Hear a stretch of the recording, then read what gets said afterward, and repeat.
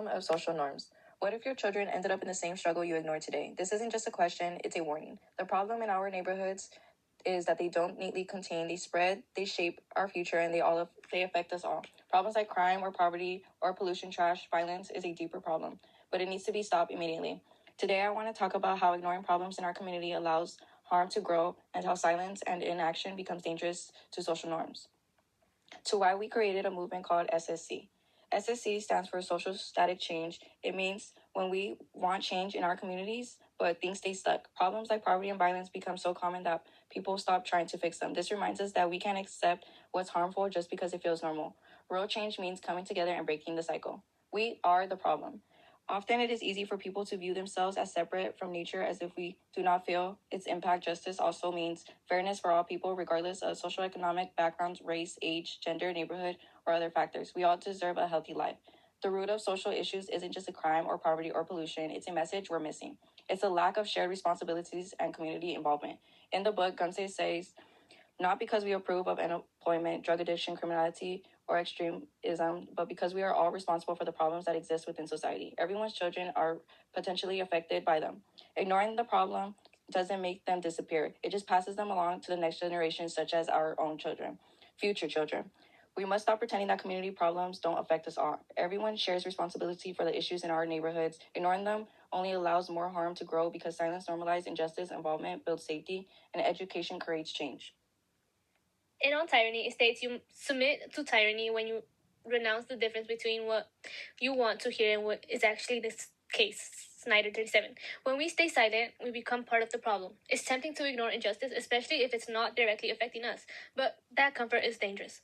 If we don't speak up for these communities, we're letting injustice continue. We're letting it become normal.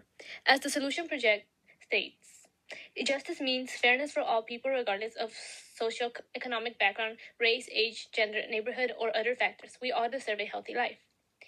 When people step up, they create safety for everyone, whether it's through activism, awareness, or direct action. Involvement builds trust and prevents harm. Just like trash cleanup, helping those in need, hashtag to bring social problems to announce they're bigger than thoughts, can help improve the problems we choose to ignore. Snyder also says, at the very beginning, anticipatory obedience means adapting instinctively without reflecting to a new situation. Snyder 11. Meaning we can't just go with the flow when injustice shows up. We need to reflect and then act. Now, how can we start? Think to yourself, what community do you want your family to evolve in? This can easily be done through home, but let's get to searching. Problems like the Great American Cleanup and LA sanitation innovates, create real world change. This acts teaches and transforms us. Change doesn't come from silence, it comes from showing up. That's why community based education matters. Teaching young people to think critically about injustice, inequality, and the environment makes the real impact. Language and learning shape how we understand the world and how we choose to act. Kamsi reminds us that with its grammatically structures, rules, and norms, our language influences not only our perception of space and time, but also our perception of how time moves. Kamsi 27.